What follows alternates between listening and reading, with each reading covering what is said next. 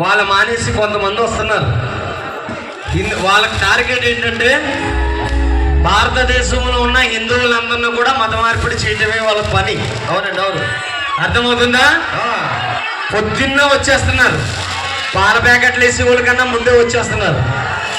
ఎవరైనా వస్తే చక్కగా ఇంటికి తీసుకెళ్ళి లోపలికి తీసుకెళ్ళి ముఖానికి బొట్టు పెట్టి మన ప్రసాదం పెట్టి సత్కరించి పంపించండి. ఎవడట్టొచ్చినట్టు తిప్పి అద్దుకుంటారా పుడితే